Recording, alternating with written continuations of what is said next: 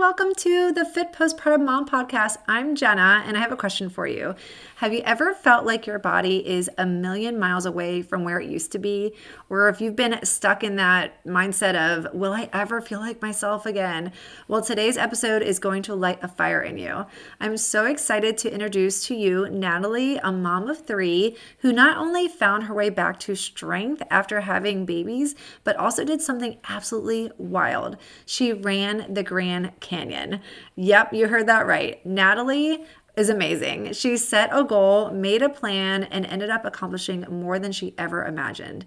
And if you're feeling super discouraged right now and you feel like your fitness game is just not there, you're missing the way that your body used to feel before getting pregnant, or you're wondering if you'll ever get your body back and whether or not you'll be able to run again or hike again or just feel good in your body again, this conversation is for you. So Natalie's journey is extremely powerful. It's a powerful reminder that even after pregnancy and all the challenges that come with postpartum recovery, transformation is completely possible. And it doesn't happen overnight, no, but I want you to listen into Natalie's story so you can see the journey that she went through and how you can also go through a journey like hers and come out with huge wins in the end. So grab your water bottle, get comfy, and let's listen into Natalie's inspiring story. Are you finding it hard to keep up with the demands of motherhood because your energy is always low? Is your weak core holding you back from feeling strong and confident in your postpartum journey? Do you avoid looking in the mirror because you're not happy with what you see? Hey mama, welcome to the Fit Postpartum Mom Podcast, where you'll learn how to reclaim your energy, strengthen your body after pregnancy, and finally say goodbye to the postpartum pooch in less time. Hi, I'm Dr. Jena, but you can call me Jena, and I'm a physical therapist, wife, and mom of 4 girls who has cracked the code on how to strengthen your core postpartum in the easiest and safest way possible. I too struggled with my postpartum fitness journey as a new mom, but now I'm stronger than ever, and I'm here to help you do the same without the stress, exhaustion, or struggle. If you're ready to fit fitness into your busy schedule while you navigate your postpartum journey and stay motivated along the way, then you're in the right place. It's all about progress, not perfection, and I'm here to help walk you through that journey to feeling strong, confident, and energized. That energy comes from within, not your coffee. Let's roll out that yoga mat, girl. It's time to do this.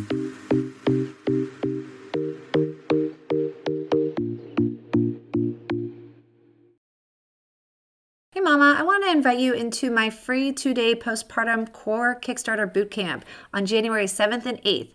Whether you're feeling super overwhelmed by postpartum recovery or you just want to get back into a fitness routine again, this bootcamp is designed just for you. So you'll learn how to kickstart your fitness with my 2-minute macro movement method, and you'll learn tips to flatten your postpartum pooch using my 7-day pyramid method, and you'll get key exercises to help you feel stronger and more confident. And I know that's what you want. You just want to feel stronger, confident, and restore your core after having a baby. Well, that's what this boot camp is all about. So I'm excited to share my simple, proven strategies to help you feel like you again. So space is limited. Just grab your spot by going to livecorestrong.com/bootcamp. All right, let's get into the conversation I had with Natalie about her big achievement with running the Grand Canyon. Let's listen in. Hi, Natalie. Welcome to the show. Hi, thank you. I'm excited to be here. I'm excited to chat with you. We have a lot to talk about, but first, let's talk about you and tell me a little bit about yourself, some of your hobbies, tell me about your family. Yeah, so we are a family of 5, my husband and I. My oldest daughter is 20, and I have 2 little girls, 9 and 10, and we have 3 doodles. So we have a very busy family. My hobbies, I love running. It's also my therapy. And because my husband owns a fitness studio, we also really have an active and fit kind of lifestyle. So working out and Pilates is something that I enjoy. And then I coach basketball for 4th graders right now, 4th grade girls. And I also have a little run or move club for girls that are 8 to 12, just to help encourage young girls to move and encourage and strengthen one another through movement and positive talk. So a lot of our life is surrounded by fitness. But I also just like to relax too. I wish I could say I was a reader, but I'm not. I want to learn to crochet. I always try, and I'm not very great at it, but it is a nice, relaxing thing that I like to do. But yeah, so that's a little bit about us, me. Yeah. And Natalie and I go way, way back. We've been friends for years. I don't know how long, but we've been going to church for a long time. I think we, back when our kids were babies, Babies. baby. Babies. Yes. Oh. Oh, the fun times. Yes. Yes. But Yeah. we are going to talk a lot about running today because there are some big goals that you achieved this past year. And so tell us about running. How long have you been a runner? Yeah. So, people ask me this, and I always feel like I just started running, that I'm like a newer runner. But thinking back, I started running in college. A girlfriend of mine would run 5 miles a day, and I thought, wow, that's so crazy. And so I started doing that.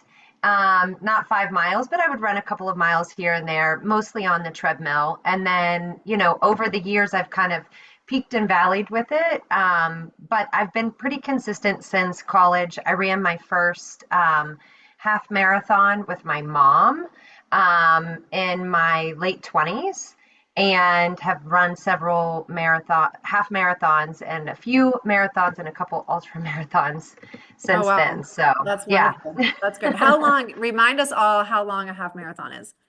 Half marathon is 13.1 miles. A full marathon is 26.2. And ultras are pretty much anything over a marathon. So it could Okay. be 27 miles and you could call yourself an ultra Oh, marathoner. But fun. Okay, I did not know yeah, that. That's great. Okay. yeah. A little bit more doable, but a really cool like label to it, right? Yes, Yes. totally. Yeah. Yeah. I feel very empowered. Yes, definitely. Well, I have a lot of runners that listen to the show. And so I think this is going to be really inspirational for them to listen to a mom who's had three babies and has gotten to these really amazing goals. Like we haven't even talked about all of it yet, but I'm excited to talk further. But let's Me go too. back to your pregnancies. Did you run during your pregnancies? I did. So with my first, who's now 20, I did not. I actually wasn't even really fit during my pregnancy with her. My other two, I pretty much worked out the entire time. If I wasn't able to run, I was doing other exercises that were safe for me and baby. Um, my third pregnancy, I was bedridden from about month 5 until I delivered her 2 months early. But up until then, I was pretty active. Oh, wow. So you were active leading, and I know about all the different complications you had towards the end of Yeah. your third baby, but you were active all the way through that time, getting up to the 5. Yes. Yeah, that's Yeah. Um, at the time, I still was, going to a gym, a local gym here, a pretty large gym, and I had friends that were all pregnant at the same time. So, there were some of us that just walked on the treadmill together. TRX actually was a yes, great thing for me. My middle daughter was breech, so I was trying everything yes, possible to get her to flip. yes. Yeah, so lots of TRX during my Oh, that's good. pregnancies. Oh, we Yeah. we love TRX. It's a good. If no one knows what TRX is, go Google it. It's a great piece of equipment. Yes. It is. It Okay, is. so now we're into postpartum. So we can Mhm. talk about all three postpartum phases and how did you get back into running? If you happen to remember, how many months postpartum did you get back, or what did you do leading up to returning back to running? Yeah. So my first pregnancy, I was 24. So I was young. I feel like I bounced back rather quickly. I had a really challenging labor and delivery with her. The most severe kind of tear that you could imagine is what I had. And then the tear, once repaired, did not stay. So Mm. I had like, even though I had a long recovery with that, pelvic floor was still pretty strong. So I started walking pretty quickly after her. I didn't get into running until about until she was like 9 months, just because of Okay. the pain and severity of Yeah. my tear. Um, with the other two, with my middle daughter, I started back to jogging and running pretty quickly. But then I became pregnant Yes. You again. didn't have a long Um, postpartum phase, did you? no, there was Yes. not a long time. So around month 4 postpartum with Neva, I slowed off the running again, just knowing that I was pregnant again, Yeah. and then started into some of those complications. Now with my youngest, I have a picture that pops up on my memories of Facebook, and I think she might have been 3 or 4 months old at the time, and I had just gone for a 1 mile run, and my pace was far slower than it had ever been. And it's just a picture of my feet. My legs were so swollen. Yes. Um, and I just remember I keep that memory there, and actually like gives me a little knot in my throat of like I just felt so defeated after that run, Mm. and I was like, I'm never gonna get back to it. Um, Ooh, okay, so you yeah, had a lot of like negative thoughts flooding your mind just because of what, and that's so common is like we see something or we hear something from somebody or we read something and then we get so deflated and think like this is just the way I'm going to be. I'm not going to be a runner anymore.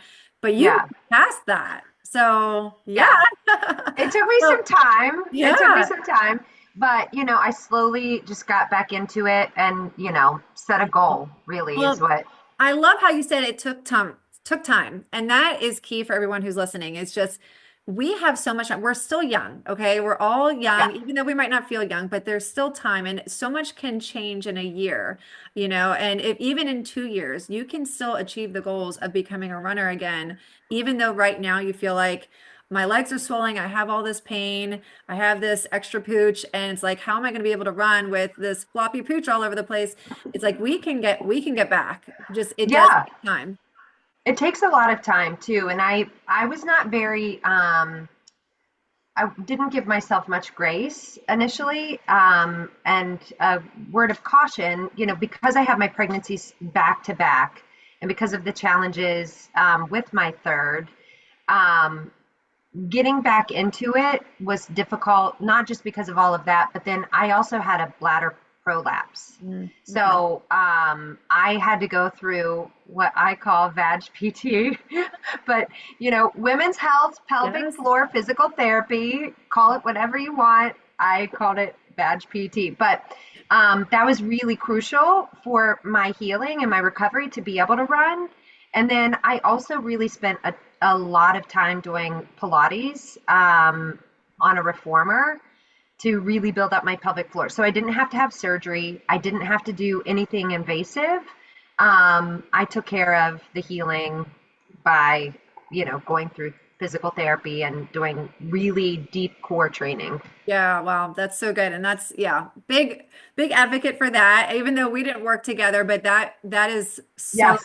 so key to just try it. I don't think about surgery, but try it with exercise first. That you can get fully fixed with just exercise alone. Yes. Yeah. Yeah, so good. Okay, so how did you stay motivated though to run? Like even though you look at your legs and they're swollen, like what really kicked things into gear for you to be like, I need to get back to this? What was the motivation? I have 3 girls, and for me, my mom was always such a strong, powerful, positive influence for me, and I want to be the same for my girls. So, at one point in time in life, she said it's not a matter of if you get sick, it's a matter of when, right? Mm. And that has always stuck with me, and I don't want to be sick, right? So she was always preparing, like if she got sick, she wanted to be fit, but I took it to a different level of like I don't want to get sick. I just want to be fit. I want to be healthy for my girls. I want to be active. I want to be able to do things with them. And so that was really my motivation, is showing them that they can be strong, showing them that they can be fit. But then also just being a good role model for not just my girls, but other people around me.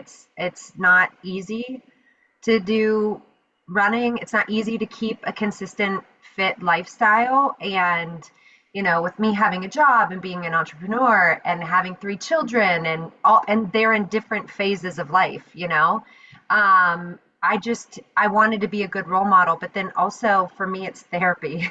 Yeah. Running and working out is really key to my mental health. So So good. that's what really motivates me. I love it. Yeah. Full agreement there. Okay, well, we're gonna skip over a few years. So I Okay. think your youngest daughter is 10 years. Is that right? 10 years? Or She'll be 10, she'll be yes, 10. in Okay, the so spring. 9, 10 years later, you're doing some really amazing things. And tell us Yeah. about some big accomplishments that you did this year. Yes. So leading up to this year, so for my 40th birthday, I ran the 40-year anniversary of the Columbus Marathon. So that Mm. was like my first big goal was to run a full marathon. So I did that for my 40th birthday, and I was like, I'll never do that again. Well, I signed up for the next year to do another full marathon after having a full hysterectomy also. Oh yeah. Oh So my goodness. yeah. So I like think I've always been thinking about like what is the next goal? And I've always said I'll never do a 100 miler. I said I would never do an ultra marathon. And this summer I started thinking to myself, well, I've already run 2 marathons in a year. Why not do something bigger? So I'm going to run the Grand Canyon from rim to rim to rim. And I said it out loud to somebody and then to somebody else. And I feel like once you say it out loud, you have to be committed to it, right? Definitely. And to prepare for something that huge, like pun intended, you really have to have a focus. And so, in order to be focused and prepared for the Grand Canyon, I also signed up for my first ultra marathon, um, in which I thought I was just going to do 32 miles, right? Mm, okay. It was a really cool marathon that I signed up for. I think it's called Moonlight on the Falls or something, and it's in Davis, West Virginia.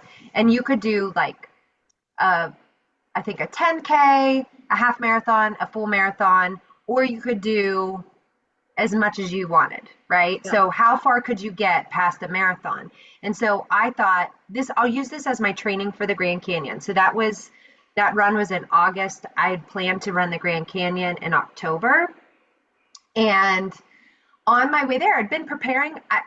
I want to encourage all of these moms out there. You do not have to run 20 and 30 miles all at one time in preparation for it, right? I was Okay. running I didn't run more than 16 miles on a long run in preparation for any of this actually. Okay. So I would run 5 miles a day, 9 miles a day. Again, no more than 16 just because of time. And honestly, I just didn't want to. Yeah. So I worked on like strength training or whatever. But so I did my first ultra. I went into it thinking I was just going to run 32 miles. Okay. And I felt strong leading up to it. And I said, I think I'm going to try because there was a cutoff time. If you hit the turnaround point, because it was a loop, if you hit the turnaround point by 5 a.m., you could go on to a next loop.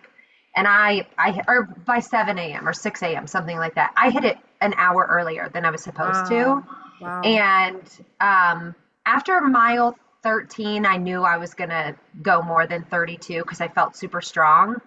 And I called my husband and I told my run crew that was with me, I'm going for it. I'm going to go for 40. And they were like, oh my gosh.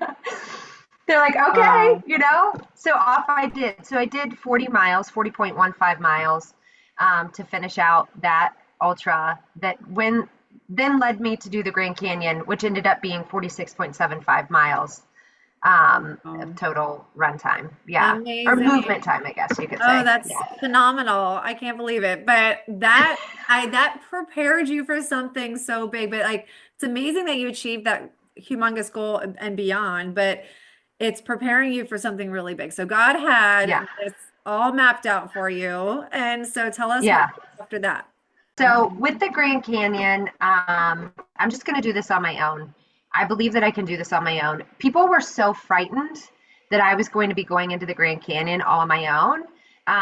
And I knew that I had prepared for it. I felt so strong. And I was like, I just want to go here. It's been a really hard year. Lost my job and like so many things. So I was like, I'm going down into that canyon to find myself and all of these like silly kind of thoughts. So I did it all on my own. Well, until I met somebody in the canyon. But I started at 4 a.m. and went down the South Kaibab Trail all the way into the canyon. It took me about 3.5 hours to get to the bottom of the canyon. I sat there, I had a snack, and then I got about another 8 miles from there, going through the box, is what they call it, during a really cooler time of the day because it ended up getting up into over 110 degrees in the box during the Wow. day. So I was able to get through before that super hot time. And when I got through at mile like 13, I met another runner. She looked a little like worn out and frustrated. And so I asked her if she was okay, and she said her group had left her. And which is crazy to me. You know, you think you're going in there with your friends, and they were like, to each their own, good luck. And she So didn't know that. scary. Yeah, So that's crazy. scary. Yeah. I was scared knowing exactly what I was getting into going by myself, but like going in and trusting that you're going to be with other people that knew what to do. Um, yeah. So I met Amanda and I said, hey, I'm out here on my own. If you want to tag along for a little while or as long as you want, you're available or I'm available or whatever. So she went with me. So from mile 13 to mile 46.75, she and I went at this together.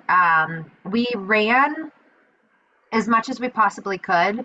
As you can imagine, going up the North Kaibab, you're gaining 5,000 feet, over 5,000 feet of Wow. elevation at that time. And it's very challenging. It's warm. Yes, um, yes. there's a lot of challenges to get to the top, but it took us, you know, I think about 4 hours to get to the top. Wow. It was a long hike up. Yeah. Wow. But um, amazing. Amazing. amazing, yeah. So we turned around. We got there at 2. Um, had or maybe 1 o'clock, something like 1 or 2 o'clock. We got up there.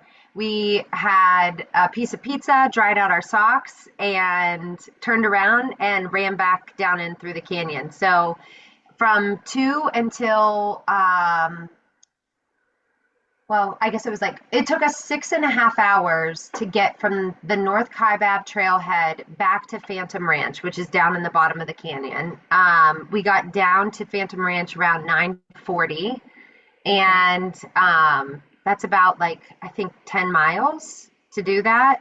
And Wow. then we sat there and rested, and then did the next, 7.5 to 9 miles. I can't remember like specifically, but back up. So that was another 5,000 feet of gain. But we did that in the dead of night. So we emerged from the canyon at 3:20 in the morning. So overall time out in the canyon was 23, just under 23 and a half hours.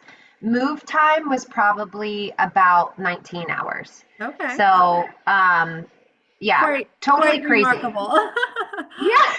Awake Um, for 24 hours, completely self-sustained too, because there's no aid stations. This isn't an organized event. There's no aid stations. So I carried a backpack that was about 12 pounds, 12 that had pounds. all my Wow. food. I had 4 ounces or 4 liters of water. Oh my gosh, I would have died if I only had 4 ounces. But 4 liters of water. There were places that I could fill up. But yeah, a full 24 hours of self-sustained running, hiking, all of the things. Yeah. So amazing. So, I mean, wow. It's remarkable to think about it. You come out and you're just like, I can't believe I just did that. I'm ready for a Yeah. spa day. Yeah. Here's the crazy thing. I came out and I was like, I think I want to do that again. I've finished marathons where I'm exhausted. And don't get me wrong, I was exhausted.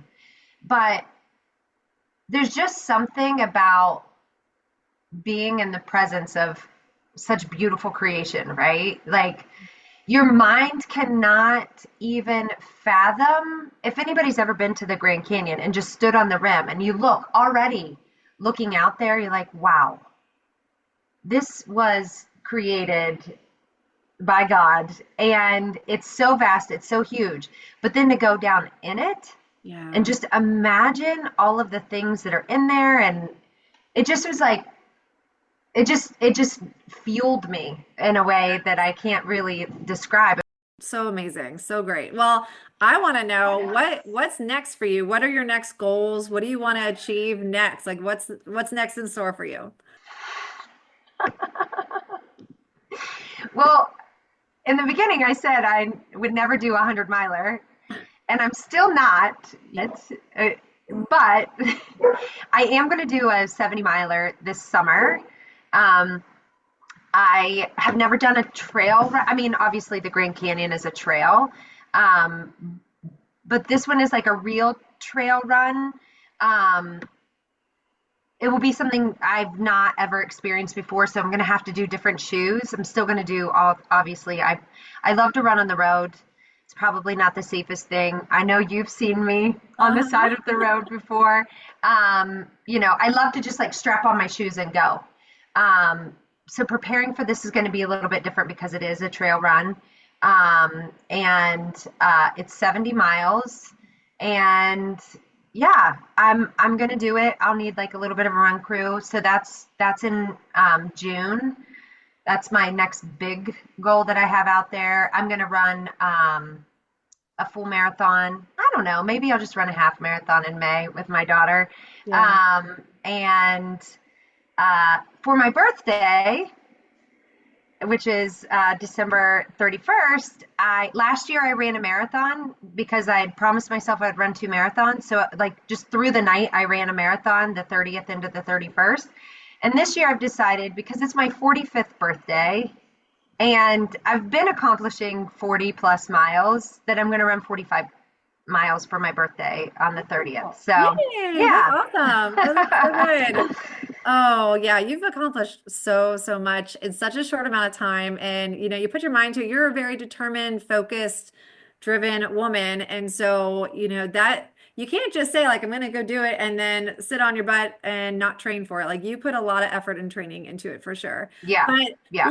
let's wrap up by giving these women some advice. If they're listening and they're like, I want to be a runner. I want to do what Natalie did, or I want to achieve something on the fitness, list of goals. Like you want to achieve something. Like what kind of advice would you give these moms, they're postpartum moms who just haven't started with their fitness journey yet, or maybe they're just getting started, but they are like, this is not where I want to be forever. I want to do more. What would you say? Yeah. I would say take the first step. I've been learning this year with all aspects of life. Take the first step, whether it's messy or not. It doesn't have to look like this fitness influencer that's out there. It doesn't have to look like something that you see, when you're scrolling through Instagram. It's just your first messy step. So take the first step, find a friend. I have really great friends who are runners and non-runners that are supportive, right? If you tell somebody, hey, this is my goal, they can keep you accountable. So your friends are your accountability partners, but in a way that is encouraging. So find a friend and do it when you don't want to. There Mhm. are times that I've literally cried putting my shoes on because I don't want to go. I know that I'll feel better after I'm done. Sometimes maybe I don't, but I want to achieve a goal. And so if you have a goal in mind, do it when you don't want to because it will make you better for it. It'll make the goal that much sweeter when you achieve it.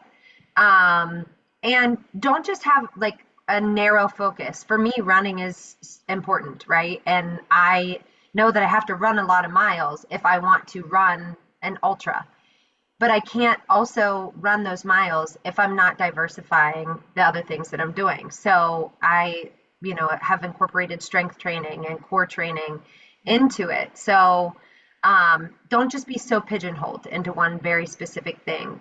Try some other things that will help supplement and complement what you're doing. Yeah, I love that. I love that. I was just listening to a podcast or audiobook about just being in the uncomfortable. Like if you want to achieve something, you have to be uncomfortable. It's not like you're just going to walk into your training session and be like, "Oh, I love this. This is so fun." You have to get started, and getting started is uncomfortable, but when you're done, you're going to feel amazing when you're done. So, Yeah, yeah, just yeah. taking that first step is key for sure. And put something. when you pay for something, I Yeah. mean, I know a lot of people pay for the gym. I'm not saying like pay for the gym. I'm saying like, I don't know, if you want, pay for a marathon, pay for a 5K, you then know, okay, I have that. I also feel like verbalizing it to people is what's really helped me. I mean, when I'm scared to do something, I'm telling people what I'm doing so that I know I've put it out there, Yes. and somebody's going to say, like, what happened with that? You know, I'm it, putting like a post on Facebook and asking everybody on Facebook, like, hey, like make sure I follow through with this for sure. yeah, yeah, That's a really good way to be accountable for sure. yeah. Yes. Well, thank you, Natalie. This has been wonderful. And if anyone wants to follow you or find you or follow like all the running that you're doing, just tell us where we can come find you. Yes, I on Instagram is where I post most things. So I'm in Montplaisir on there. Can you spell that for Um, everybody? yes, it's a fun one. So in like Natalie, and then Montplaisir, it's Montplaisir.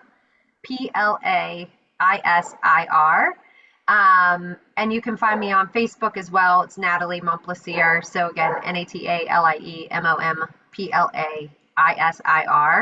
And I'm on TikTok too. I'm not always so great on there, but my daughter's on there and it's fun to be on there with her. But you can find me there or even LinkedIn. So all Great. of And the I'll put social all the media links. places.